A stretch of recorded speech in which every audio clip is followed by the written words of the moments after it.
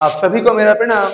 आप सबका एक बार फिर से स्वागत है हमारे इस यूट्यूब चैनल में जिसका नाम है ज्ञान मैथमेटिक्स। मेरा नाम है मनु शर्मा और हमने आपके लिए रिसेंटली क्लास 12th के टर्म 1 के मैथमेटिक्स की जो एक सीरीज शुरू की थी 12th क्लास वाली, उसका पार्ट ए अभी तक हमने अटेम्प्ट किया था। क्वेश्चन बहुत ज्यादा थे, इसलिए हमने पूरी क्वेश्चन एक वीडियो में ना बनाकर स्मॉल स्मॉल पार्ट में यानी कि 2 या 3 इंटरवल्स में करने की कोशिश करी। तो उसी वीडियो का सेकंड पार्ट आज हम लाए हैं। तो बिना किसी देरी के चलिए शुरू करते हैं।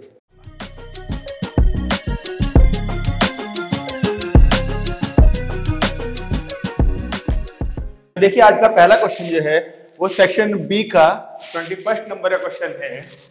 एक रिलेशन दिया हुआ है नेचुरल नंबर से नेचुरल नंबर पर, जो कि इस तरीके से है n, m such that n divides m।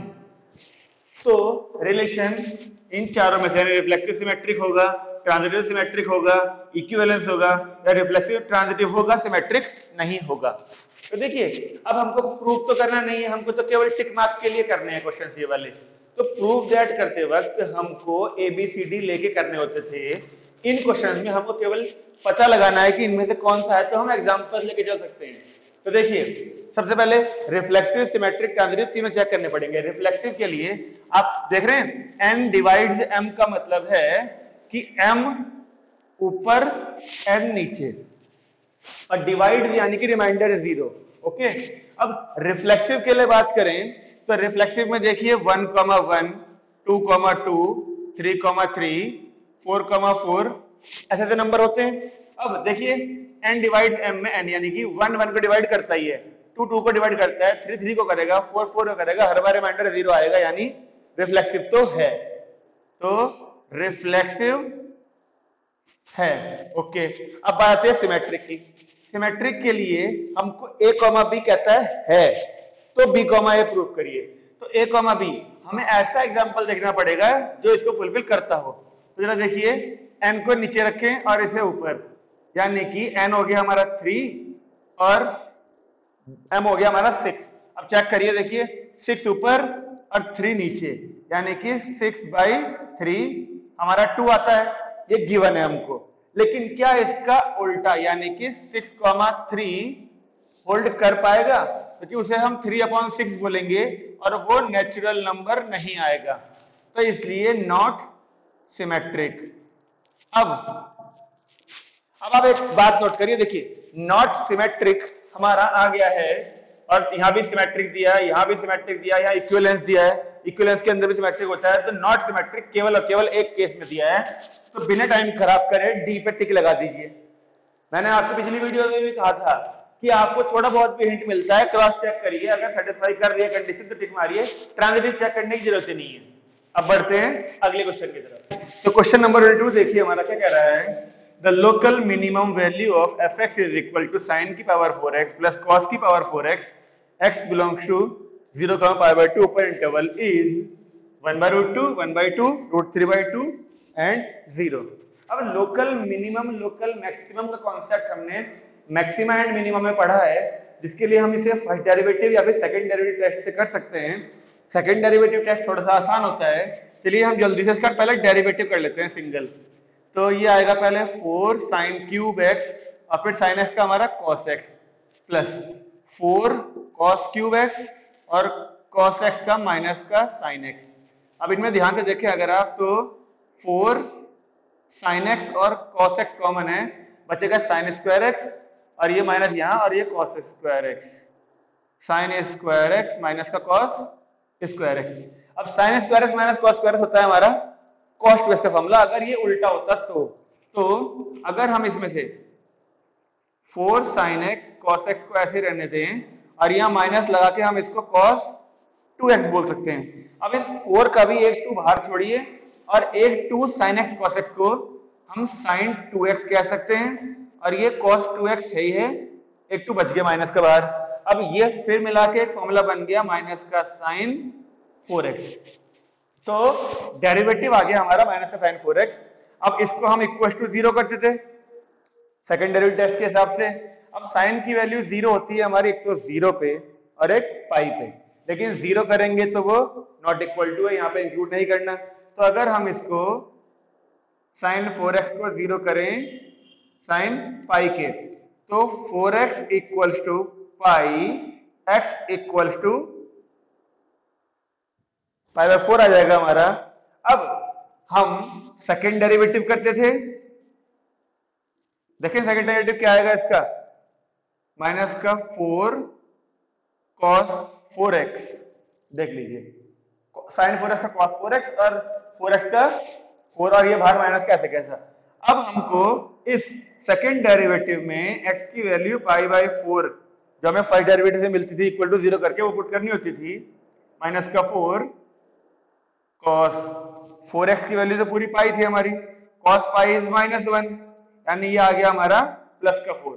अब प्लस का 4 0 से बड़ा है तो सेकंड डेरिवेटिव जब पॉजिटिव आता था तो x is equal to pi by 4 is point of local minima. अब x की वैल्यू पाई बाय 4 को हम क्वेश्चन में पुट करते थे तो मिनिमम वैल्यू मिल जाती थी हमको, यहां दिखा देता हूं मैं करके, साइन पाई बाय 4 की पूरी पावर 4 cos पाई बाय 4 की पूरी पावर 4। अब sine 45 1 by root 2, 1 by root 2 की पावर 4 का मतलब पहले तो 1 बाय 2 बनेगा स्क्वायरिंग से और उसका स्क्वायर बन जाएगा 1 बाय 4, ऐसी इसकी वैल्यू आएगी वही 1 बाय 4, दोनों को ऐड करके मिल जाएगा 1 बाय 2, यानी कि लोकल मिनिमम वैल्यू जो आ गई है 1 बाय 2 है, 1 बाय 2 देखिए ये रही बी में। तो मैं उम्मीद करता हूं ये सेकंड डेरिवेटिव टेस्ट का बहुत ही इजी क्वेश्चन था, एक छोटा सा कॉन्सेप्ट बस यही है कि इस पूरी वैल्यू को सिंपलीफाई करते करते आपको यहां तक पहुंचाना होता है, तो अच्छा और आसान क्वेश्चन है।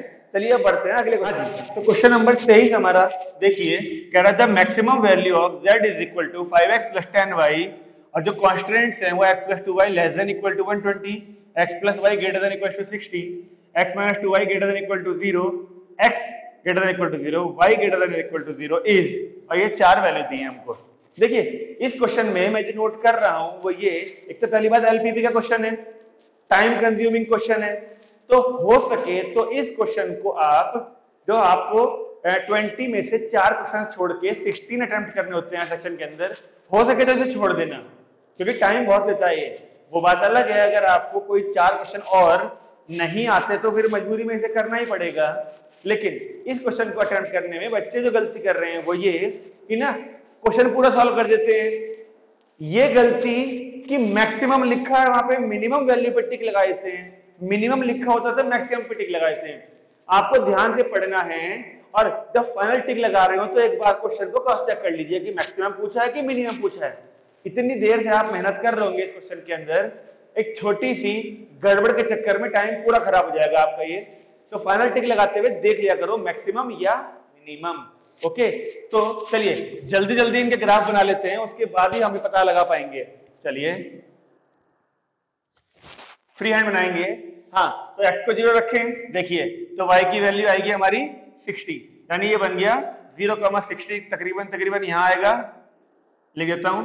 अच्छा अब y को 0 डालें, ये हट गया, x की वैल्यू 120 यानी 120,0 लगभग यहाँ पे मान लेते हैं। ओके, तो इन दोनों से बनने वाली लाइन हो गई हमारी कुछ ऐसी। ओके जी, x plus Y greater than equal to 60 में, हाँ x को 0 डालें तो y की वैल्यू 60, यही पॉइंट आएगा। y को 0 डालें तो x की वैल्यू 60 जस्ट हाफ में 60,0, यानी ये बना कुछ ऐसी लाइन हमारी। ओके, इनके ऊपर इनकी क्वेश्चन लिख लीजिए ताकि बाद में गड़बड़ ना हो कुछ। ये हो गई हमारी x plus 2y equals to 120। इस पहले क्वाड्रेंट में कुछ नहीं लिखना, शेडिंग होती है इसलिए। ओके, एक ही क्वेश्चन है x माइनस 2y। अब ये सबको पता होना चाहिए कि एक ऐसी लाइन है जो ओरिजिन से पास करती है, इसमें कोई भी कांस्टेंट टर्म नहीं है, तो इसको हम ओरिजिन से पास होने वाली लाइन बना लेते हैं क्योंकि ये एक तरह से x is equal to 2y वाली फॉर्म बन चुकी है। ओके जी, x minus 2y equal to 0। अब हमने तीनों लाइंस को ड्रॉ कर लिया। अब देखिए आंसर ये हो सकता है, ये हो सकता है, ये हो सकता है, ये हो सकता है इधर का अनबाउंडेड भी हो। जल्दी जल्दी चेक कर लेते हैं। अब क्योंकि ओरिजिन से एक लाइन जा रही है तो ओरिजिन से तो हम चेक करेंगे नहीं, तो अब ये 60,0 है, यहाँ पर कहीं 20,0 30,0 होगा, तो मैं उस पर चेक कर रहा हूँ शेडिंग किधर को जाएगी। अब 20,0 पर चेक करता हूँ तो 20,0, तो 20 लेस देन 120 सही है, तो ये इक्वेशन थी हमारी ये वाली, तो इसके नीचे की शेडिंग होनी चाहिए। अगर कंडीशन ट्रू होती है, हम जिस पॉइंट पे चेक करते हैं अगर वह कंडीशन ट्रू आती है तो हम लाइन से पॉइंट की तरफ शेडिंग करते हैं। मैं उम्मीद करता हूं ये बात आपने 11 पे भी करी होगी। ओके, अब इसी पॉइंट पे इसको भी चेक करते हैं 20,0। तो 20 ग्रेटर देन इक्वल टू 60 होता है क्या? नहीं। तो ये लाइन है ये, तो इसके अवे होनी चाहिए शेडिंग। ठीक है जी। अब एक है ये 20, देखिए 20 और ये 0 हो गया, तो 20 ग्रेटर देन इक्वल टू 0। हाँ सही बात है। तो ये लाइन ये रही, पॉइंट है इधर, तो पॉइंट की तरफ शेडिंग होनी चाहिए। अब और ये जो हमारे थे दोनों x greater than equal to 0 y, ये तो हमेशा हमारे फर्स्ट क्वाड्रेंट को रिप्रेजेंट करते हैं, तो यानी इसी में आना चाहिए आंसर हमारा। आप देख लीजिए इस लाइन के नीचे, इसके ऊपर और इसके नीचे, तो मेरे हिसाब से तो कुछ ये वाला पेयर, ये वाला शेडिंग रीजन यानी फिजिबल रीजन आ रहा है हमारा, इसके नीचे भी है, इसके ऊपर भी है और इस लाइन के नीचे भी है, और फर्स्ट क्वाड्रेंट तो इसमें है ही। तो इसके हिसाब से हमारे कॉर्नर पॉइंट ढूंढने पड़ते हैं हमको। एक कॉर्नर पॉइंट हमारा 60,0 हो गया, एक 120,0 हो गया। अब देखिए मजे की बात, एक पॉइंट ये ढूंढना पड़ेगा आपको, एक पॉइंट ये ढूंढना पड़ेगा। अब ग्राफ में ड्रॉ कर रहे होते हैं तो हमको ये पॉइंट तो ग्राफ में मिल जाते हैं, लेकिन अब फ्री हैंड बनाया है तो फ्री हैंड देखिए इस इक्वेशन को और इसको सॉल्व करेंगे तो ये मिलेगा, इनके नाम रख लेते हैं ए बी सी और डी। बी पॉइंट तब मिलेगा जब इस इक्वेशन को और इसको सॉल्व करेंगे। देखिए यानी कि x plus 2y equal to 120 के साथ हमको इसे सॉल्व करना पड़ेगा, x इक्वल टू 2y को। x इक्वल टू 2y यानी कि 2y की जगह पर x रख दूं तो ये बन गया 2x is equal to 120, x is equal to 60।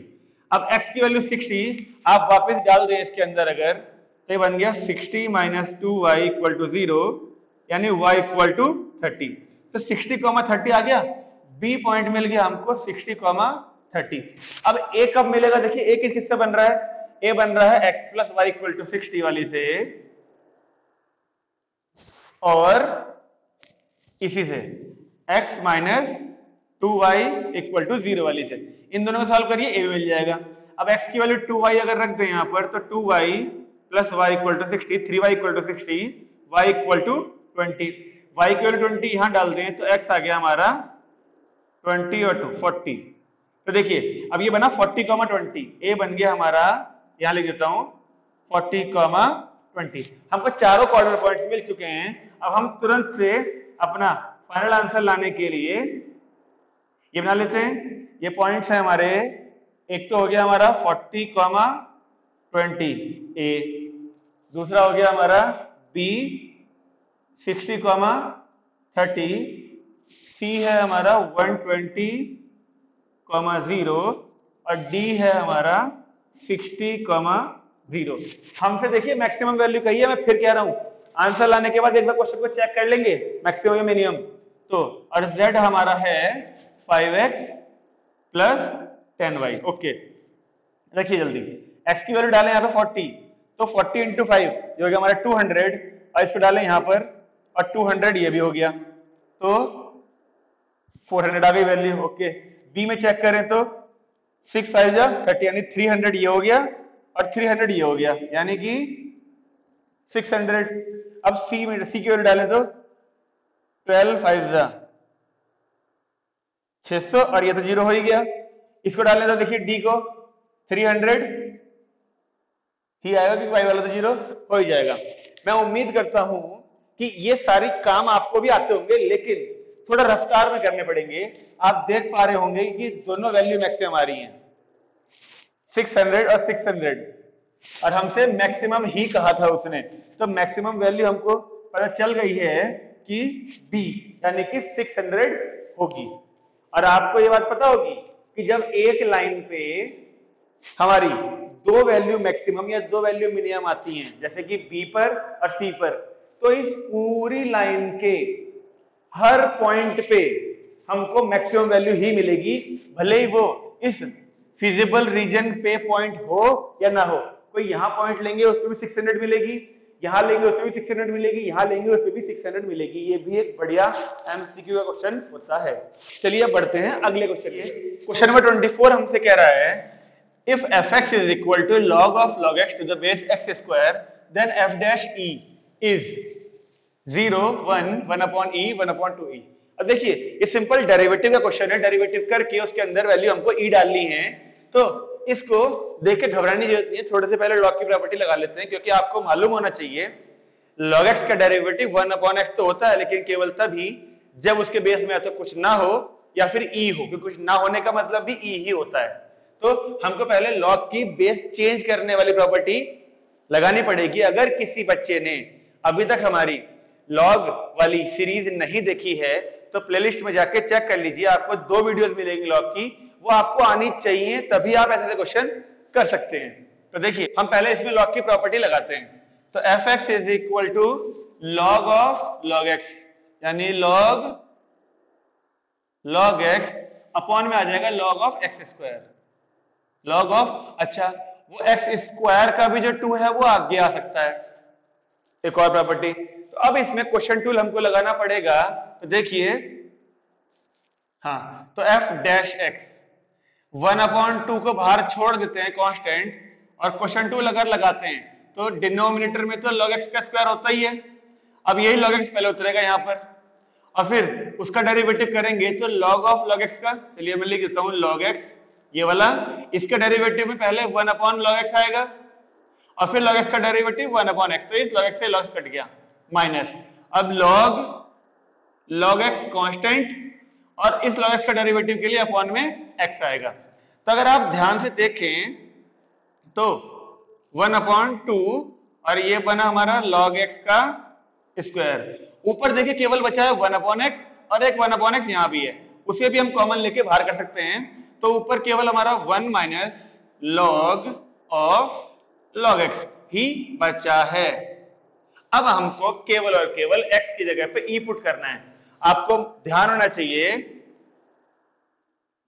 log e is 1 mathematics में, क्योंकि इसके बेस में भी कुछ ना होने का मतलब e, दोनों चीजें सेम यानी वैल्यू 1। x की जगह पे e डालते हैं तो log e इस वजह से हो गया 1, और log 1 इज ऑलवेज 0, तो ये वाला हिस्सा हट गया, 1 बचा है।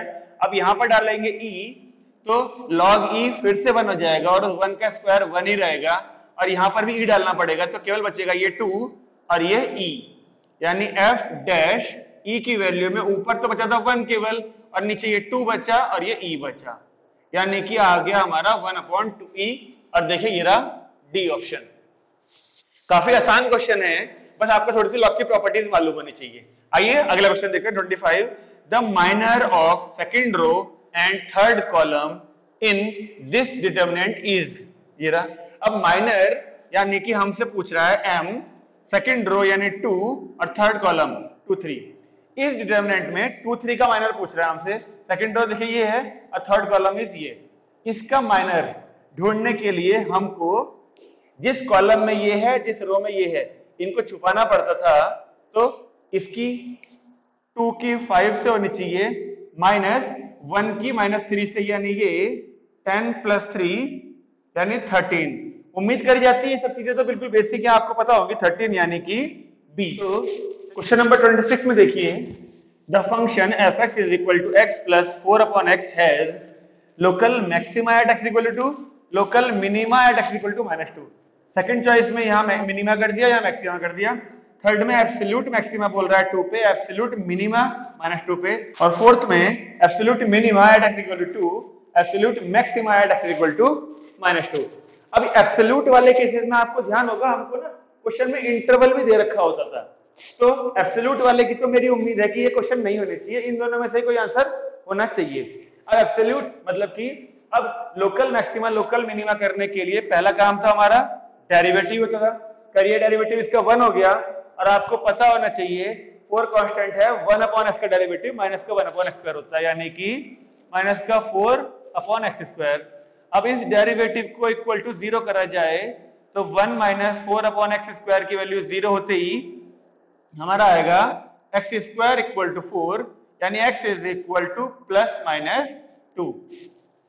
ओके, अब हमको डबल डेरिवेटिव करना पड़ता था इसमें। देखिए 1 माइनस, अब फिर 4 कांस्टेंट है, 1 अपॉन एक्स स्क्वायर का डेरिवेटिव में एक्स स्क्वायर ऊपर जाएगा, तो ये हुआ हमारा 2 अपॉन एक्स क्यूब, ये बन गया हमारा 1 प्लस 8 अपॉन एक्स क्यूब आया हमारा सेकंड डेरिवेटिव।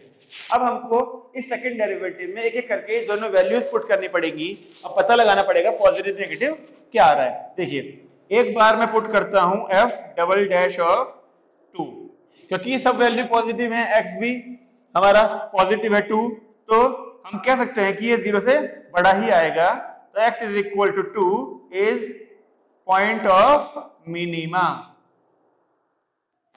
x की वैल्यू 2 हमारे मिनिमा की पॉइंट आई है। देखिए x की वैल्यू 2 मिनिमा की पॉइंट, और मैंने आपसे कहा था ये दोनों केस तो हो ही नहीं सकते, इंटरवल हमको गिवन नहीं है, तो x की वैल्यू 2 हमारा मिनिमा का आ गया है, तो ऑब्वियसली x की वैल्यू -2 हमारा मैक्सिमा का आएगा। तो आप बी वाले पे टिक लगा सकते हैं, पूरा चेक करने की जरूरत नहीं है, टाइम बचाना है हमको। अगले क्वेश्चन में, तो क्वेश्चन नंबर 27 में देखिए हमसे पूछ रहा है domain of cos inverse 2x - 1 is.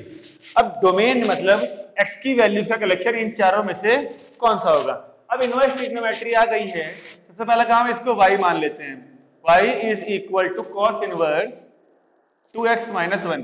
अब ये बन जाता है इधर आके cos y equal to 2x - 1। अब क्योंकि cos y हमको पता है -1 से +1 के बीच में होता है, cos y यानी कि 2x - 1, cos y की जगह पे 2x - 1 डाल दिया। अब हमको इस वाली वैल्यू से केवल x की वैल्यू तक पहुंचना है, तो पहले -1 हटाना पड़ेगा, -1 तब हटेगा जब हर तरफ हम +1 कर दें, तो देखिए ये बचेगा 2x, यहां +1 करने पर 0 और यहां +1 करने पर 2 बन जाएगा। अब x तब निकलेगा तो उसे डिवाइड करना पड़ेगा तीनों को, तो ये बन जाएगा x 0.2 0 रहेगा और ये बन जाएगा 1। देखिए x की वैल्यू 0 से 1 और वो भी क्लोज इंटरवल, 0 से 1 क्लोज इंटरवल, देखिए ये रहा, तो डोमेन हो गया हमारा A। अगला क्वेश्चन करते हैं। देखिए 28 में कह रहा है एक मैट्रिक्स दे रखी है और 4A का डिटरमिनेंट पूछ रहा है। अब इन सब पे नजर देख लीजिए एक बार, दो चॉइस में आपको डिटरमिनेंट A भी गिवन है और दो में सिंपल वैल्यूज है। अब हमको पता है ऐसी एक प्रॉपर्टी होती है जिसमें हम KA का determinant K times of determinant A और उसकी पावर में उसका ऑर्डर डाल देते हैं, ऑर्डर। तो इस मैट्रिक्स का ऑर्डर है हमारा 3, तो k की पावर 3 और यहां पर k हमारा 4 है, तो 4a का डिटरमिनेंट 4 का क्यूब इंटू a बन जाना चाहिए। क्यूब क्यों? क्योंकि इसका ऑर्डर 3 है, तो यानी कि इसके हिसाब से तो 4 का क्यूब हो गया 64 और डिटरमिनेंट a जो कि है हमारा a ऑप्शन। तो ऐसे ऐसी प्रॉपर्टीज आपको ध्यान रखनी पड़ेगी ताकि आप तुरंत टिक लगाएं और अगले क्वेश्चन में पढ़िए। चलिए हम भी बढ़ते हैं अब अगले क्वेश्चन में। तो क्वेश्चन नंबर 29 में देखिए हमसे कह रहा है the height of a cylinder which is open at the top having a given surface area and greatest volume and of radius r is r/2 r 2 pi r/3 और 2r। अब question को पढ़ के आपको अंदाजा लग गया होगा कि ये मैक्सिमा मिनिमा का अजीबोगरीब क्वेश्चन जो होते हैं ना लंबे वाले, उनमें से एक है। ये क्वेश्चन होते टाइम खराब करने के लिए, हो सके तो इसे भी चॉइस में आप निकाल दीजिएगा, लेकिन अगर ऑब्वियसली कुछ और क्वेश्चन नहीं आते होंगे तो ये आप करेंगे। देखिए कैसे करते हैं इसको। एक सिलेंडर दिया है हमको,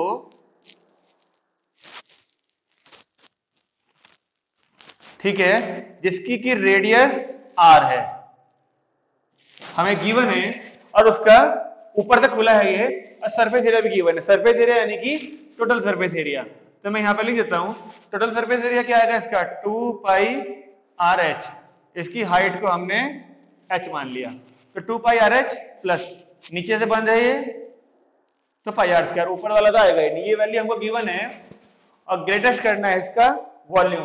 तब उस केस में हाइट की वैल्यू इनमें से क्या आने वाली है वो हमको बताना है। ओके, छोड़ देते हैं इसे हम, वॉल्यूम इसका पाई आर स्क्वायर एच।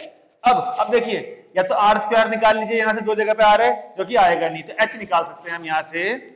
तो देखिए एच की वैल्यू क्या आ रही है हमारी, a minus pi r square upon 2 pi r, उसको यहां पर डाल दीजिए वॉल्यूम में, पाई आर स्क्वायर, एच की वैल्यू हुई हमारी a minus pi r square upon 2 pi r. जिसमें पाई से पाई और एक आर से एक आर कट जाएगा, तो 1/2 को बाहर छोड़ देंगे, इस ए को आर को अंदर भेज देते हैं, a r minus pi r cube. और अब इसी का करना है हमको डेरिवेटिव, तो 1/2 ऐसे कैसा, ए आर का डेरिवेटिव हुआ ए, इसका हुआ 3 पाई आर स्क्वायर। अब इसको इक्वल टू 0 करें तो 2 जाके 0 बन जाएगा, ए आ गया हमारा 3 पाई आर स्क्वायर। अब इस a की वैल्यू को आप इस पहली इक्वेशन में पुट करेंगे तो आपका आंसर बहुत जल्दी आ जाएगा। देखिए a की वैल्यू 3 पाई आर स्क्वायर डाल देते हैं, h is equal to 3 pi r square minus pi r square upon 2 pi r, 3 में से 1 गया तो 2 pi r square upon 2 pi r, 2 pi pi r r. तो देखिए h इक्वल टू आर हमारा आ गया, और क्योंकि हमको पता है मैक्सिमम करने को बोला है ग्रेटेस्ट वॉल्यूम, हमें सेकंड डेरिवेटिव करने की जरूरत नहीं है। हमको इस क्वेश्चन में 6 नंबर नहीं लाने, हमें केवल पता लगाना था कि हाइट की वैल्यू क्या आने वाली है, मैक्सिमम तो आ ही जाएगा, ये हमको पता है। तो h is equal to r आते ही बी पार्ट पर टिक लगाइए और अगले क्वेश्चन में बढ़िए, बहुत सारे क्वेश्चन। तो क्वेश्चन नंबर 30 हमारा रिलेशंस का आ गया है। एक s हमको रिलेशन दिया है, x, y, z, y minus x equal to 1, और x 0 से 2 के बीच में होगा केवल, और t एक रिलेशन दिया है, x, y, z, x minus y belongs to z, और ये दोनों जो s और t है रियल नंबर से बने हुए हैं रिलेशन हमारे। तो हमको 4 ऑप्शन दिए हैं, t इक्विवेलेंस है, s नहीं है, दोनों इक्विवेलेंस नहीं है, दोनों इक्विवेलेंस रिलेशन है, s इक्विवेलेंस है पर t नहीं है। अब ये क्वेश्चन ही इतना बड़ा है कि इसे पूरा पढ़ते पढ़ते ही बच्चा 15 से 20 सेकंड लगा देगा, कोई बात नहीं। तो अब क्वेश्चन पढ़ने में टाइम लग गया हमको, हमें कोशिश ये करनी है कैसे अपनी तकनीक से यानी शॉर्टकट से हम जल्दी से जल्दी इस क्वेश्चन के बाहर आते हैं। चलिए शुरू करते हैं। देखिए पहले हम एफ को उठाते हैं और एफ को चेक करते हैं इक्विवेलेंस। कोई एक भी रिफ्लेक्सिव सिमेट्रिक ट्रांजिटिव में से एक भी अगर नहीं होगा तो इक्विवेलेंस वाला काम खत्म हो जाएगा। ओके चलिए चेक करते हैं रिफ्लेक्सिव के लिए। रिफ्लेक्सिव हमारा था 1, 1, 2, 2, 3, 3 जैसे सारी चीजें होनी चाहिए। अगर आप 1, 1 की बात करें तो 1 माइनस 1 जो कि 0 आता है और यहाँ 1 है, तो हम कह सकते हैं s के लिए 1 माइनस 1 इक्वल टू 0 आ रहा है, जो कि हमारा s में लाई नहीं कर रहा, आना तो 1 चाहिए था।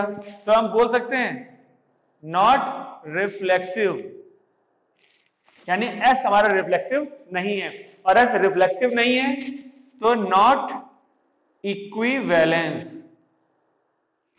एक काम तो खत्म हो गया हमारा, s हमारा इक्विवेलेंस नहीं है, और s इक्विवेलेंस नहीं है तो बोथ आर इक्विवेलेंस वाला केस हट गया हमारा, और s इज इक्विवेलेंस ये वाला केस भी हट गया।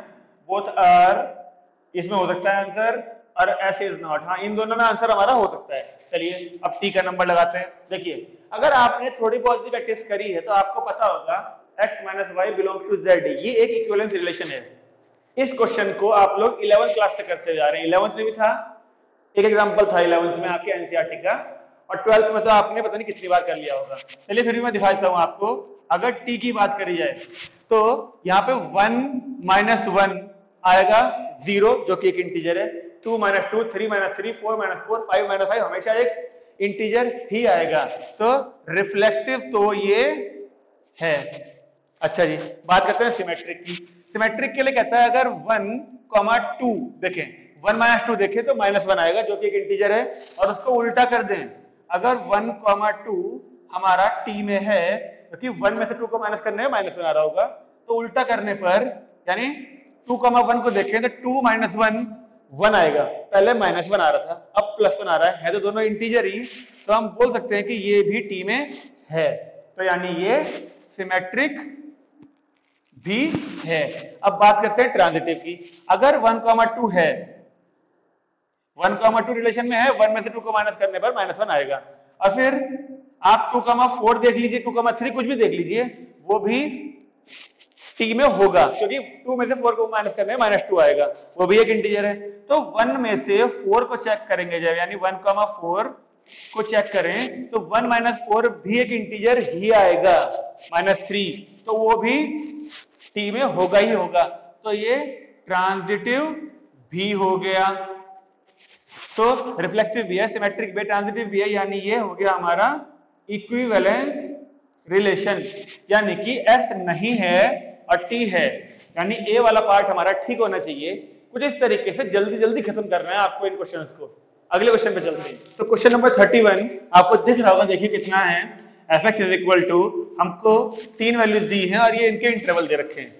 क्वांटिटी का क्वेश्चन है, सबको चल रहा होगा पता, is continuous in 0, pi close interval, यानी ये फंक्शन पूरा 0 से पाई में कॉन्टिन्यूअस है। तो 1 2 3 4 यानी ए और बी की वैल्यूज हमको दी हैं, 4 ऑप्शन से पता लगानी है कौन कौन सी होंगी। तो आपको चल रहा होगा पता, ये क्वेश्चन टाइम खराब करने के लिए ही दिया गया है, बहुत लंबा क्वेश्चन है, लेकिन कोई बात नहीं, हम फिर भी कोशिश करेंगे जल्दी से जल्दी करने की इसको। ठीक है, अगर देखिए 0 से पाई में कॉन्टिन्यूअस दिया है तो 0 से पाई तक की सारी वैल्यूज पे कॉन्टिन्यूअस होगा, लेकिन हमारे काम की कौन सी है देखिए, एक तो पाई बाय 4, क्योंकि पाई बाय एक्स की वैल्यू जो पाई बाय 4 से छोटी है तो फंक्शन ये है, एक्स की वैल्यू पाई बाय 4 से बड़ी है तो फंक्शन ये है। तो एक तो हम पाई बाय 4 का यूज करेंगे और एक पाई बाय 2 का यूज करेंगे। देखिए एक्स की वैल्यू पाई बाय 2 से छोटी है तो फंक्शन ये है, एक्स की वैल्यू पाई बाय 2 से बड़ी है तो फंक्शन ये है। तो यानी हम पाई बाय 4 और पाई बाय 2 का यूज करेंगे। और जब हमको फंक्शन कॉन्टिन्यूअस दिया होता है तो हम उस पर्टिकुलर पॉइंट पे एलएचएल और आरएचएल को इक्वल लेके चलते हैं। तो हम पाई बाय 4 पे एक बार एलएचएल आरएचएल इक्वल करेंगे, एक बार पाई बाय 2 पे इक्वल करेंगे इन दोनों को। तो उम्मीद है कि इक्वेशंस बनेंगे और आंसर हमारा आ जाएगा। तो पहले at x is equal to pi by 4 पे एलएचएल और आरएचएल दोनों को सॉल्व करने की कोशिश करते हैं। देखिए एलएचएल और इक्वल करके चलना पड़ेगा आरएचएल को, टाइम कम है काम ज्यादा है। तो देखिए पाई बाय 4 माइनस पे चेक करें तो फंक्शन हमारा ये है, x की वैल्यू पाई बाय 4 माइनस कहते हैं एलएचएल को, तो x की वैल्यू पाई बाय 4 से छोटी, देखिए ये वाला है तो फंक्शन हमारा ये आएगा। तो limit x tends to pi by 4 के ऊपर माइनस फंक्शन आ गया हमारा x plus a root 2 sine x, ये इक्वल लेके चलना पड़ेगा हमको। Limit x tends to pi by 4 plus के, x की वैल्यू पाई बाय 4 से बड़ी ये है हमारा, तो 2x cot x plus b के, ये दोनों चीजें इक्वल लेके चलनी पड़ेंगी। देखिए अब पाई बाय 4 माइनस का मतलब है यहाँ पर x की जगह और यहाँ पर x की जगह हमको पाई बाय 4 माइनस h डालना पड़ेगा। तो ये तो बन जाएगा देखिए pi by 4 minus h plus a root 2 ऐसे कैसा, जब यहां डालेंगे साइन की जगह पाई बाय 4 माइनस h, और चलिए एक बार लिख के दिखाई देता हूं पाई बाय 4 माइनस h। ओके, यहां भी ऐसे क्या होगा, x की जगह डालेगा पाई बाय 4 प्लस h और यहां दो जगह डालेगा, देखिए पाई बाय 4 प्लस h, यानी 2 pi by 4 plus h cot pi by 4 plus h plus का b। अब लिमिट तो चली रही है दोनों जगह पर, h टेंड्स टू 0 होती है तो h की वैल्यू 0 ये डल जाएगी और ये डल जाएगी। तो यहां तो बचा केवल pi by 4 plus a root 2 और साइन 45 होता है हमारा 1 बाई रूट 2 इक्वल्स टू, यहां भी जब h की वैल्यू 0 डलेगी तो 2 इंटू पाई बाय 4 ये बन जाएगा हमारा पाई बाय 2 और कॉट, ये तो 0 हो चुका होगा, कॉट 45 हमारा 1 होता है। तो और एक बचा प्लस का b। अब देखिए हमें b निकालना है, इस रूट 2 से रूट 2 कट गया तो ये पाई बाय 4 है और ये पाई बाय 2, तो इस पाई बाय 4 को इधर भेजिए, b को इधर लाइए, तो a minus b is equal to हमारा बचा केवल पाई बाय 4। एक इक्वेशन बन गई छोटी सी। ऐसे ही अब हम पाई बाय 2 पे लेंगे, एक इक्वेशन और बनाएंगे, उन दोनों को सॉल्व करने पर इन दोनों में से, इन चारों में से कोई ना कोई आंसर हमारा आएगा। चलिए थोड़ी जगह हमारे पास कम है, तो at x is equal to pi by 2 पे चेक करें तो x की वैल्यू पाई बाय 2 से छोटी है तो फंक्शन ये आएगा। थोड़ा डायरेक्ट लिखने की कोशिश करें, ये बन जाएगा देखिए हमारा 2 pi by 2 minus h cot, यहाँ पे फिर आएगा pi by 2 minus h plus b, ये हो गया हमारा LHL, और पाई बाय 2 से बड़ी होने पे RHL हमारा ये आएगा जिसमें हम x की जगह पाई बाय 2 प्लस h रखेंगे। तो देखिए क्या बनेगा, ये a cos 2 pi by 2 plus h minus का b sine pi by 2 plus h। अब सारे में h को 0 अगर डाल दें तो देखिए ये हट जाएगा, 2 इंटू पाई बाय 2 हमारा बन गया पाई और यहाँ 0 cot 90 यानी cos 90 अपॉन साइन 90 जो कि होता है 0। ओके, ये पूरी वैल्यू हट गई, ये 0 बन गया, बचा केवल प्लस का b इज इक्वल टू, इधर आते हैं a cos, इसको h को 0 डल ही चुका था तो ये हो गया हमारा cos 90 जो कि होता है माइनस का 1, और h को यहाँ भी 0 डाला sin 90 1 यानी माइनस का b। अब देखिए ये हट चुका था, यहाँ पे बचा है केवल b इक्वल्स टू, ये हो गया हमारा माइनस ए और माइनस का बी, इधर लाते हैं तो 2b is equal to minus a. अब देखिए a की वैल्यू को माइनस 2b अगर हम यहाँ डाल दें, a की वैल्यू को माइनस का 2b डाल देते हैं, माइनस का 2b, तो माइनस 2b और एक माइनस का b था equals to pi by 4, minus का 3b equals to pi by 4, तो b की वैल्यू आ गई है माइनस के पाई बाई 12। जरा चेक करते हैं b की वैल्यू माइनस के पाई बाई 12 एक तो यहाँ पर है और यहाँ पर है, यानी ये दोनों तो नहीं हो सकते आंसर, इन दोनों में से ही कोई होना चाहिए। b की वैल्यू माइनस के पाई बाई 12 आ गया। अब b की वैल्यू माइनस पाई बाई 12 है, यहाँ पे डालेंगे आप तो माइनस का माइनस कटेगा ये, तो a की वैल्यू प्लस की आ रही है, देखिए पाई बाई 6, और वो इसमें b वाले में। तो मैं उम्मीद करूंगा थोड़ा सा बड़ा क्वेश्चन है, जब क्वेश्चन बड़ा रहता है ना तो आपको फॉर्मेलिटीज करने की जरूरत नहीं पड़ती, जल्दी से जल्दी करने की जरूरत पड़ती है, और अक्सर बच्चे जल्दी करने के चक्कर में गलतियां भी करते हैं। तो जल्दी उसी क्वेश्चन को करिए जिसमें आपको लगता है कि आप गलती नहीं करेंगे, वरना आराम आराम से करिए और लास्ट में करिए उस क्वेश्चन को। चलिए हम बढ़ते हैं अगले क्वेश्चन की तरफ। तो क्वेश्चन नंबर 32 देखिए, हमसे क्या कह रहा है, एक मैट्रिक्स दी है 3x3 की, एक और मैट्रिक्स दी है 3x3 की, तो हमसे कह रहा है डिटरमिनेंट निकालिए ए बी का। अब इसको करने के लिए अब वो बच्चे तो बेवकूफी करेंगे जो पहले इन दोनों की इंटू करेंगे अब फिर उसका पूरे का डिटरमिनेंट निकालेंगे, क्योंकि हमारे पास एक फॉर्मूला होता है determinant of A B is equal to determinant A into determinant B, यानी कि इन दोनों की इंडिविजुअल डिटरमिनेंट वैल्यू निकाल के उन दोनों की इंटू कर दीजिए, इनमें से कोई ना कोई आंसर आ जाएगा। तो डिटरमिनेंट ए की बात करें, देखिए ए एक डायगोनल मैट्रिक्स है, डायगोनल मैट्रिक्स की जो वैल्यू होती है वो केवल उसके एलिमेंट्स की इंटू करके आ जाती है, तो 2 to the 4 to the 8, तो हम डिटरमिनेंट ए की वैल्यू को तो 8 बोल सकते हैं। डिटरमिनेंट बी भी कोई बहुत बड़ा काम नहीं है, अपर ट्रायंगुलर मैट्रिक्स है, तो इसको सॉल्व करने के लिए अगर हम यहाँ से या फिर फर्स्ट कॉलम से चलिए करते हैं, फर्स्ट कॉलम में दो एलिमेंट 0 है, देखिए तो ये और ये छुपाना पड़ेगा, ये हुआ हमारा 2 और ये हुआ हमारा 0, तो इसकी वैल्यू आ गई 2 जो कि हमको सॉल्व करके आया 16, और 16 देखिए हमारा बी में है, तो बी बहुत ही जल्दी देखिए हमने पता लगा लिया है।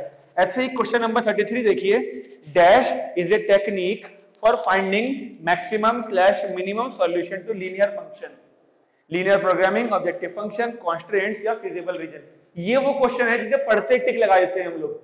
तो ऐसे क्वेश्चंस के जो हम 2 या 2.5 मिनट लेके चलते हैं ना कि हाँ इस क्वेश्चन को करने में हर क्वेश्चन के लिए 2.5 मिनट होना चाहिए, 2-2 मिनट होने चाहिए, तो ये क्वेश्चन हमारा टाइम बचा लेते हैं, क्योंकि हार्डली 5 सेकंड का क्वेश्चन है। हम सब जानते हैं कि वो टेक्निक क्या है जिससे मैक्सिमम मिनिमम वैल्यू फाइंड करते हैं, एलपीपी तो है जो हम पूरा चैप्टर पढ़ के बैठे हुए हैं। तो अगले क्वेश्चन की तरफ बढ़ते हैं। देखिए क्वेश्चन नंबर 34 में हमसे कह रहा है the coordinates of the point on x square is equal to 8y which is at minimum distance from 2,4 r, यानी कि इस पैराबोला के ऊपर वो पॉइंट्स क्या होंगे जो कि इस पॉइंट से सबसे कम दूरी पर होंगे, तो ऑप्शन है 4, 2, 2, 4 या -4, 2 या इनमें से कोई भी नहीं। अब हम देख के इसको पता लगा पा रहे हैं कि ये मैक्सिमा मिनिमा का एक और क्वेश्चन आ गया, थोड़ा बड़ा सा टाइम खराब करने वाला, लेकिन फिर भी कोशिश करेंगे जल्दी जल्दी करने की। देखिए इस पैराबोला के ऊपर एक पॉइंट लेट करना पड़ेगा, मान लीजिए h, k। अगर h, k हमने लेट किया तो वो इसको सेटिस्फाई तो करेगा, अगर इसके ऊपर ही है तो h, k का मतलब h square equal to 8k, equation हमारी ये बन जाएगी। तो उस h, k से इसकी डिस्टेंस अगर निकाली जाए डिस्टेंस फॉर्मूला से, तो h माइनस 2 का whole square plus k minus 4 का होल स्क्वायर, इस डिस्टेंस को हमको, अच्छा क्योंकि हमको फिर डेरिवेटिव भी करना है इसका, एक काम करते हैं इसे कैपिटल D मान लेते हैं, वरना स्मॉल डी बार बार आएगा, वो सच्चाई है, ये बन गया। अब देखिए h और k दो वेरिएबल हैं, तो उनको हटाने के लिए हमको ये इक्वेशन है हमारे पास, तो k की वैल्यू देखिए h स्क्वायर बाई 8 डाल देते हैं यहाँ पर, तो और d का स्क्वायर कर देता है ताकि रूट से बच जाए हम, इसका स्क्वायर प्लस k की वैल्यू हुई h स्क्वायर बाई 8 माइनस 4 का स्क्वायर। अब हमको ये बात पता है कि अगर d मिनिमम होगा, जैसे कि यहाँ कह रहा है, तो d स्क्वायर भी मिनिमम ही होगा, तो हम इसको d of d square by d h करेंगे h के रेस्पेक्ट में, तो ये ट्वाइस ऑफ h माइनस 2 और फिर h माइनस 2 का डेरिवेटिव 1 आएगा, ऐसे ये twice of h square by 8 minus 4 अब फिर इस अंदर वाले का डेरिवेटिव करेंगे तो एच स्क्वायर का डेरिवेटिव हुआ 2h और 8 ऐसे क्या ऐसा 4 का हो गया 0। ये twice of h minus 2 plus h by 2 एक ये रहा और एक h स्क्वायर बाई 8 माइनस 4। इसको सॉल्व करा तो ये बना 2h माइनस 4 प्लस इन दोनों का इसमें इंटू करा तो बन गया h क्यूब अपॉन 16, इसमें करा तो ये 2 से 2 कटेगा 2h, तो ये माइनस के 2h से कट गया प्लस का 2h, बचा केवल h क्यूब बाई 16 माइनस 4। अब इसको हमें इक्वल टू 0 करना पड़ता था, तो ये बन जाएगा h cube by 16 equal to 4, h cube equal to 64 यानी h इक्वल टू 4। h की वैल्यू 4 आ गई, देखिए h को हमारा k में h की वैल्यू 4 यहाँ पर है, इन दोनों में नहीं है लेकिन नन ऑफ दीज भी है, तो हमें k ढूंढना पड़ेगा। अगर ये ना होता तो हम इस पर टिक लगा देते। ओके, अब h की वैल्यू को 4 यहां डाल दीजिए, देखिए 4 का स्क्वायर 16, 8 से कटेगा 2 बार, तो k की वैल्यू 2 आ गई। तो फिर तो यही बन रहा है h की वैल्यू 4 को यहां पुट करके k की वैल्यू 2 ही आ रही है, तो ये 4, 2 ही बन रहा है, आ गया। तो क्वेश्चन नंबर 35 में देखिए एक मैट्रिक्स दी है 2/2 की, cos square theta sin square theta sin square theta cos square theta, उसे ऐड करना है एक और 2/2 की मैट्रिक्स में sin square theta cos square theta cos square theta sin square theta, उसे फिर ऐड करना है एक 2/2 की मैट्रिक्स में -1 -1 -1 -1 में, तो इनमें से क्या आंसर आएगा। अब देखिए अगर हम इन दोनों को पहले ऐड करें तो बिना लिखे करने वाला क्वेश्चन है, देखिए कैसे cos square theta sin square theta add होके 1 होगा और यहाँ -1 0, ये sin square theta cos square theta add होके 1 होगा, फिर वो इससे ऐड होगा 0, ऐसे sin square theta plus cos square theta 1 होगा, फिर वो इससे ऐड होगा 0, और cos square theta sin square theta फिर 1 होगा ऐड होके, इसके बाद ऐड होके 0, तो यानी ए नल मैट्रिक्स लगा सकते हैं बिना सोचे समझे और टाइम खराब करे। ठीक है, अगले क्वेश्चन पे आते हैं, देखिए cos इनवर्स cos माइनस का 17 पाई बाई 4। अब इस पूरे में से क्या आंसर आएगा। अब आप देख सकते हैं cos ऑफ माइनस थीटा, यानी कि इसके आगे कर दूं मैं अगर cos inverse cos of minus theta is cos theta, तो cos के अंदर की माइनस की वैल्यू तो हटा दी हमने। अब कुछ बच्चे क्या करेंगे, देखेंगे cos इनवर्स है, cos है, हटा दो, 17 पाई बाई 4 में टिक लगा देंगे, और ऐसा गलत ऑप्शन जरूर ऑप्शंस में होता है, देते हैं वो, क्योंकि 15-20% बच्चे तो करते ही हैं एक काम की, हटाया और आंसर इस पे टिक लगा दिया, जिन्हें इसकी बारे में जानकारी नहीं होती। लेकिन हमें पता है कि cos का जो डोमेन होता है वो 0 से पाई होता है, तो इसलिए हम अभी नहीं काट सकते। तो मैंने आपको एक तरीका बताया था करने का, ये cos इनवर्स, ये cos, हमने यहाँ पाई लिखा और यहाँ समथिंग बाई 4 लिखा, पहले भी कर चुके हैं हम पिछली वीडियो में ये क्वेश्चन, पिछली वीडियो को देख लीजिए पहले फिर करिए।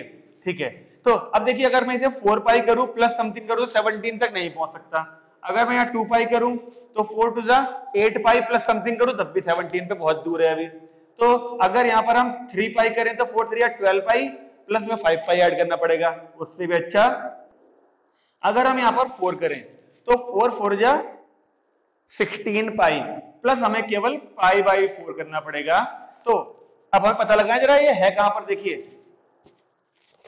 तो 4 पाई, अगर 2 पाई हमारा एक पूरा चक्कर होता है तो 4 पाई हमारा दूसरा चक्कर पूरा हो जाएगा, प्लस पाई 4 यानी यहां पहुंच जाएंगे पहले क्वाड्रेंट में, और पहले क्वाड्रेंट में सब पॉजिटिव होते हैं, तो ये cos ये पूरी बड़े वाली वैल्यू केवल और केवल ये बन जाएगी cos पाई बाई 4।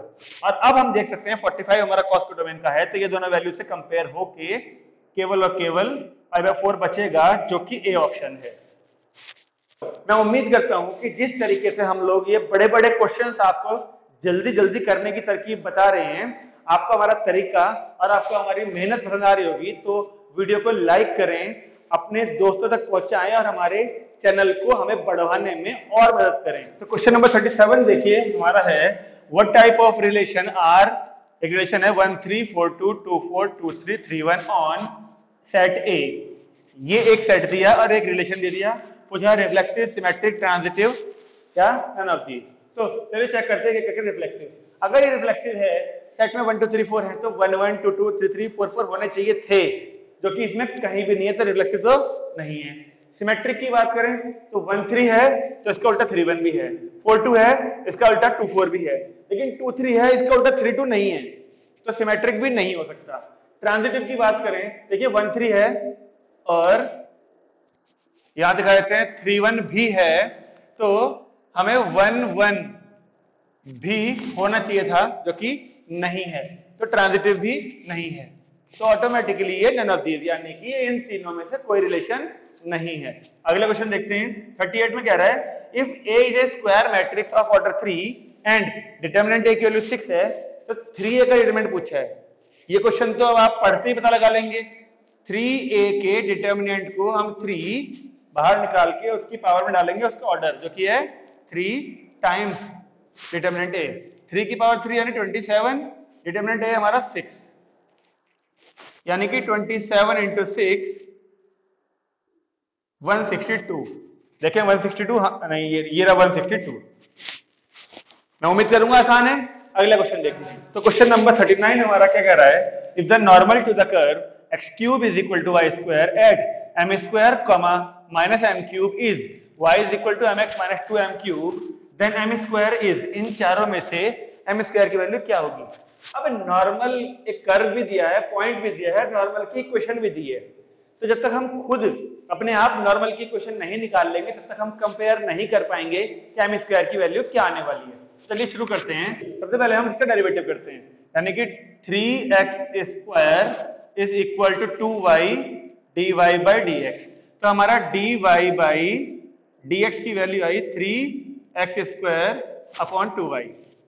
ये dy बाई dx हमको इस पॉइंट पे भी निकालना होता है, तो dy बाई dx एट इस पॉइंट पे निकालें अगर तो क्या आएगा, देखिए x की जगह डालना है हमको m स्क्वायर, यानी कि ये बन गया 3m की पावर 4 अपॉन 2, y की जगह डालना है ये, तो यानी कि माइनस का m क्यूब। तो इस 3 से ये कट गया, ये तो हो गया हमारा स्लोप ऑफ टेंजेंट। तो slope of normal m1 into equal to -1 की मदद से हमारा उल्टा जाता है और साइन चेंज जाता है, तो नॉर्मल का स्लोप हमारा हो गया 2/3, और अच्छा m भी है इसके साथ 2/3m, रेसिप्रोकल भी करना होता है, माइनस में हटाना होता है, ये हो गया। तो अब इक्वेशन हम निकालते हैं y माइनस y1, यानी ये प्लस का हो गया m क्यूब इक्वल टू ये 2/3m इंटू में x माइनस x1 यानी m स्क्वायर। सॉल्व करें तो ये बन गया हमारा 3ym, फिर इसमें करें तो 3m की power 4 equal to 2x minus 2m square. अब देखिए कंपैरिजन करने के लिए y हमको चाहिए अकेला, y अकेला चाहिए तो इसको उधर भेजें, यानी कि 3ym is equal to 2x minus 2m square minus का 3m की पावर 4।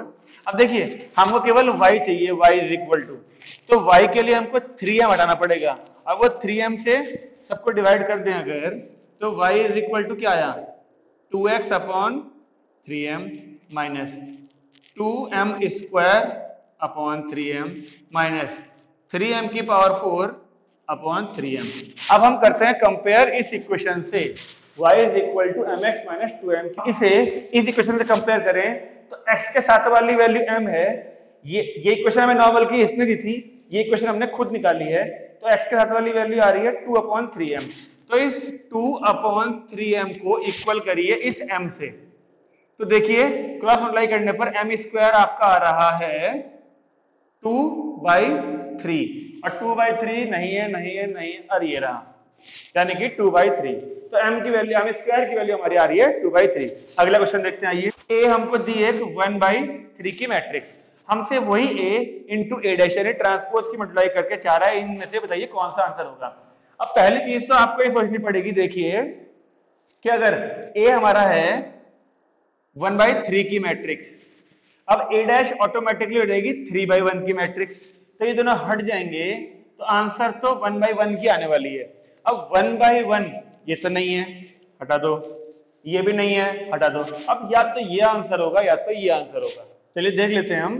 तो अगर लिखा a b c और a डैश हो जाएगा हमारा a बी सी।